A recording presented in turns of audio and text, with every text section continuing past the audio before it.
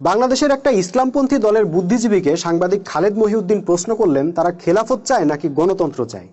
তিনি জবাবে বললেন তারা খেলাফতের নীতির ভিত্তিতে গণতান্ত্রিক রাষ্ট্র চায়। আপনি আমাকে বলেন তো যে জামায়াতে ইসলামী খেলাফত চায় না গণতন্ত্র চায়? জামায়াত ইসলামী খেলাফতের নীতির ভিত্তিতে একটা আধুনিক গণতান্ত্রিক রাষ্ট্র চায় বলে আমি মনে করি। উত্তরটা শোনার পর থেকে এখনো মাথার মধ্যে ঘুরপাক খাচ্ছে, কি কইল লোকটা, কি বুঝাইলো। আমার তো মাথায় ধরে না খেলাফতের নীতিতে গণতান্ত্রিক রাষ্ট্র কিভাবে হয়। খেলাফত বলতে যে রাষ্ট্র ব্যবস্থাকে বোঝানো হয় ওটা আল্লাহর সার্বভৌমত্বের ভিত্তিতে পরিচালিত রাষ্ট্র ব্যবস্থা। অন্যদিকে গণতন্ত্র হইল মানুষের সার্বভৌমত্বের ভিত্তিতে রাষ্ট্র ব্যবস্থা।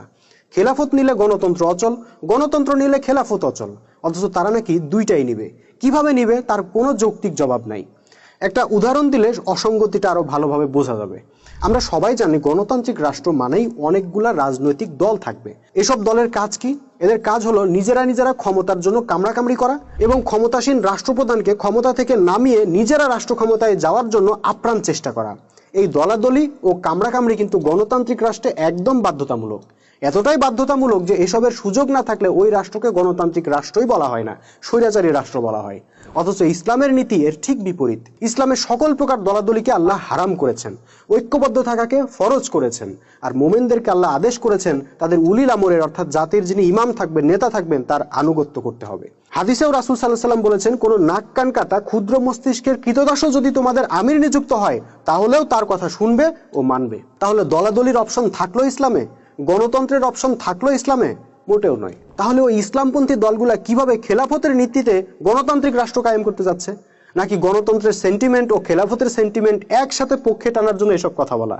তেমনটা হলে কিন্তু ভবিষ্যতে তারাই বড় বিপদে পড়বেন। যদি পাবলিক তাদেরকে ভোট দিয়ে ক্ষমতায় বসিয়েই ফেলে তখন তারা কি করবেন? গণতন্ত্র প্রতিষ্ঠা করবেন নাকি খেলাফত প্রতিষ্ঠা করবেন? খেলাফত চালু করলে তো গণতান্ত্রিকরা মানবে না, আবার গণতন্ত্র প্রতিষ্ঠা করলে খেলাফতিরা মানবে না। 2 দিনের মাথায় টেনে হিসড়ে ক্ষমতা থেকে নামাবে, বেইজ্জতি কারবার হবে। এসবের কোনো মানে হয়? সেজন্যই বলি ভাই, এসব লুকোচুরি বাদ দেন। কি প্রতিষ্ঠা করতে চান, কেমন রাষ্ট্র প্রতিষ্ঠা করতে চান সেটা একদম পরিষ্কার ভাষায় তুলে ধরেন। জনগণকে বলছেন আল্লাহর আইন, সাংবাদিকদেরকে বলছেন গণতান্ত্রিক রাষ্ট্র, বিদেশিদেরকে আবার বলছেন কল্যাণ রাষ্ট্র। আসলে আপনারা কি করতে চান, কেমন রাষ্ট্র চান, সেটা রাষ্ট্র কাঠামোটা কেমন হবে, রাষ্ট্র ব্যবস্থা কেমন হবে, বিচার ব্যবস্থা কেমন হবে, অর্থ ব্যবস্থা কেমন হবে, নেতা নির্বাচন পদ্ধতি কেমন হবে, নারী নীতি কি হবে, শিক্ষা ব্যবস্থা কি হবে, ভিন্ন ধর্মাবলম্বীদের অবস্থান কি হবে, রাজনৈতিক দলগুলোর বিষয়ে সিদ্ধান্ত কি হবে, এসব ক্লিয়ার করেন।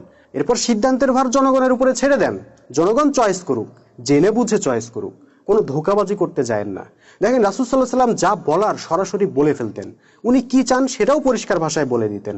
কে নিবে কে নিবে না সেটা কখনোই চিন্তা করতেন না, কোনোই রাগঢাক করতেন না। বাংলাদেশের ইসলামী দলগুলা যতদিন এই সুন্নাহ অনুসরণ না করবে, বাইরে এক কথা মনের মধ্যে ভিন্ন অভিলাষ পুষে রাখবে, ততদিন জনগণেরও আস্থা অর্জন করতে পারবে না, আল্লাহরও আস্থা অর্জন করতে পারবে না। আর এটা তো জানা কথাই যে আল্লাহর সাহায্য ছাড়া কখনোই আল্লাহর দ্বীন প্রতিষ্ঠা করা সম্ভব না।